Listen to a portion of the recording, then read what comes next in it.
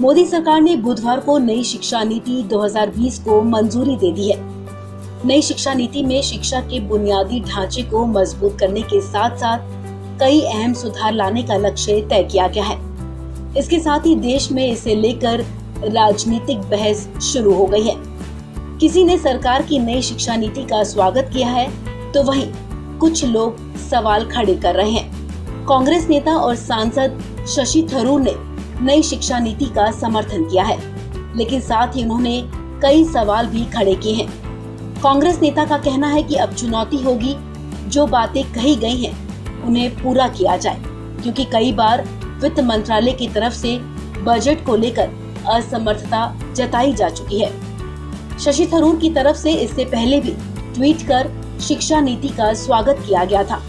उन्होंने ट्वीट में लिखा था कि इसमें कुछ सुझाव माने गए हैं जो काफी अच्छे हैं, लेकिन सवाल है कि इससे पहले संसद में बहस के लिए क्यों नहीं लाया गया। कांग्रेस सांसद ने लिखा कि मुझे खुशी है कि सरकार ने शिक्षा नीति बदलने का फैसला किया। इसका इंतजार था, लेकिन अभी भी सवाल है कि जीडीपी का 6% बजट रखने का जो टारगेट है वो कैसे पूरा होगा, क्योंकि वित्त मंत्रालय ने लगातार शिक्षा मंत्रालय का बजट घटाया है। शशि थरूर के मुताबिक नई नीति में कुछ ऐसे लक्ष्य तय किए गए हैं जो सच्चाई से परे हैं। ऐसे में सरकार को उन लक्ष्यों को सामने रखना चाहिए जो वक्त पर पूरा हो सके। आज सिर्फ हम 1 लाख में से 15 रिसर्चर बना पा रहे हैं।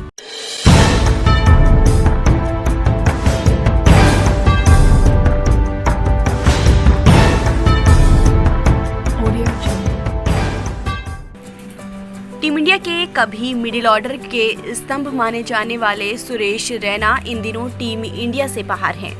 हालांकि 30 जुलाई को ही उन्होंने अंतर्राष्ट्रीय क्रिकेट में कदम रखा था, जिसके 15 साल पूरे होने पर उनकी पत्नी प्रियंका रैना ने उनके लिए सोशल मीडिया पर एक इमोशनल मैसेज लिखा है। सुरेश रैना ने प्रियंका से 3 अप्रैल 2015 में शादी रचाई थी, जिसके बाद साल 2016 में प्रियंका ने बेटी को जन्म दिया, जिसका नाम ग्रेसिया रखा गया। इस कपल ने बेटी के नाम से ग्रेसिया रैना फाउंडेशन की शुरुआत की। इस एनजीओ का मकसद गरीब बच्चों की मदद करना है, जिसके कामों में प्रियंका इन दिनों लगी रहती हैं। इतना ही नहीं, हाल ही में रैना को एक बेटा भी हुआ था, जिसका नाम रियो रखा गया है। इस तरह साल 2005 में टीम इंडिया की तरफ से पहला वनडे मैच श्रीलंका के खिलाफ दाम्बुला में खेलने के बाद रैना ने कई साल तक टीम इंडिया के लिए लगातार खेला। इतना ही नहीं, वो साल 2011 में विश्व कप विजेता टीम इंडिया का भी हिस्सा थे। इस तरह रैना के शानदार करियर सफर के बारे में उनकी पत्नी प्रियंका ने ट्वीट पर लिखते हुए कहा, हम सभी को तुमसे प्यार है रैना, और सबसे ज्यादा गर्व है तुमने अपने जीवन में जो कुछ भी किया। रियो, ग्रेसिया और प्रियंका की तरफ से तुम्हें ढेर सारा प्यार। बता दें कि रैना अभी तक टीम इंडिया के लिए 226 वनडे, 18 टेस्ट मैच और 78 टी20 अंतर्राष्ट्रीय मैच खेल चुके हैं। इतना ही नहीं, टी20 अंतर्राष्ट्रीय में उनके नाम एक शतकीय पारी भी दर्ज है, जबकि तीनों फॉर्मेट को मिलाकर टेस्ट क्रिकेट में उनके नाम 120 रनों की सर्वोच्च पारी दर्ज है।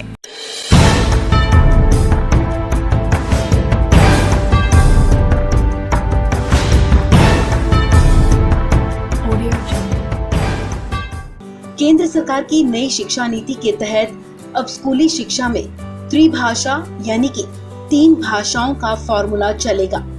इसमें संस्कृत के साथ 3 अन्य भारतीय भाषाओं का विकल्प होगा। इलेक्टिव में ही विदेशी भाषा चुनने की भी आजादी होगी। पहली बार भारतीय भाषाओं को तवज्जो देने का काम किया गया है। आपको बता दें कि इस काम में तकनीक की मदद ली जाएगी। इसके लिए गूगल ऑनलाइन भारतीय भाषाओं का प्लेटफॉर्म उपलब्ध करवाएगा।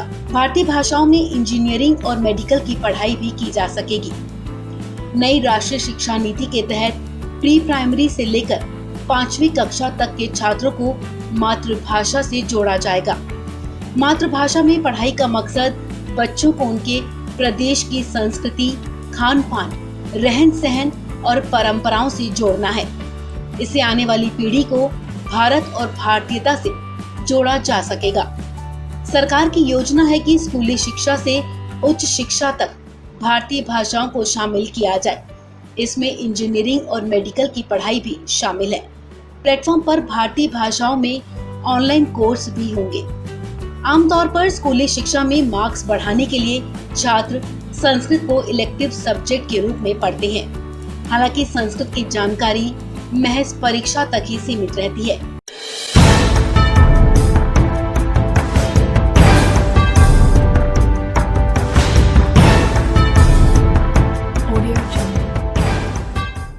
भारतीय नौसेना में फर्जी बिल के जरिए एक बड़ा घोटाला सामने आया है, जिसके बाद सीबीआई ने 4 राज्यों दिल्ली, गुजरात, महाराष्ट्र और कर्नाटक के करीब 30 ठिकानों पर छापेमारी की है।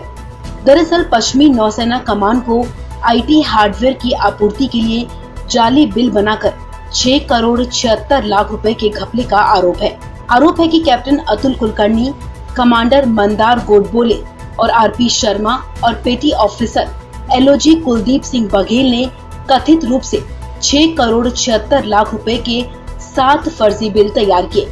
छापेमारी के दौरान पुलिस को 10 लाख रुपए की नकदी मिली है। इसके अलावा कुछ अहम दस्तावेज भी बरामद हुए हैं।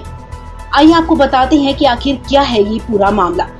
दरअसल ये पूरा मामला पश्चिमी नौसेना कमान में आईटी हार्डवेयर की आपूर्ति के लिए व्यय बिल के भुगतान से जुड़ा है। इस पूरे घोटाले का खुलासा रक्षा मंत्रालय की जांच में हुआ। इसके बाद रक्षा मंत्रालय ने 23 अक्टूबर 2019 को सीबीआई को जानकारी दी। रक्षा मंत्रालय की हरी झंडी मिलने के बाद सीबीआई ने मामला दर्ज कर लिया। सीबीआई सूत्रों का कहना है कि ये घोटाला 6 करोड़ 76 लाख से भी ज्यादा का हो सकता है। मामले की तफ्तीश शुरू कर दी गई है और पुराने बिलों के भुगतान की भी पड़ताल की जा सकती है।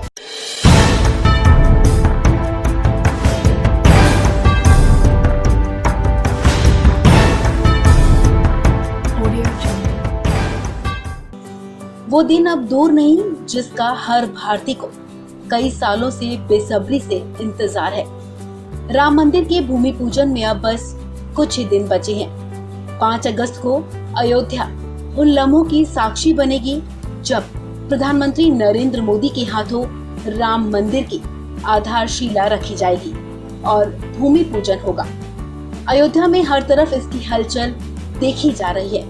हर तरफ राम मंदिर निर्माण को लेकर खासा उत्साह का माहौल देखा जा रहा है। 5 अगस्त के दिन के लिए राम लल्ला के लिए खास वस्त्रों को भी तैयार किया जा रहा है। भूमि पूजन का दिन बुधवार यानी कि 5 अगस्त को है। दिन के हिसाब से श्री राम जिन वस्त्रों को धारण करेंगे वो हरे रंग के होंगे। आइए जानते हैं कि 5 अगस्त के दिन राम लल्ला को किस तरह की पोशाक पहनाई जाएगी और कौन दर्जी राम लल्ला की पोशाक सिलेगा। दरअसल एक परिवार राम लल्ला के लिए पीढ़ियों से वस्त्र सिलते आ रहे हैं। बाबूलाल टेलर्स के नाम से मशहूर भगवत प्रसाद अपने परिवार के साथ राम लल्ला के वस्त्र सिलते हैं और इस ऐतिहासिक घड़ी में राम लल्ला को रत्न जड़ित और हरे रंग की पोशाक पहनाई जाएगी। ये पोशाक अयोध्या के ही एक संत कल्की राम लल्ला के लिए सिलवा रहे हैं। भूमि पूजन के दिन राम लल्ला इसी वस्त्र को धारण करेंगे। आपको बता दें कि अयोध्या के मंदिरों में भगवान की पोशाक दिन के हिसाब से निर्धारित होती है।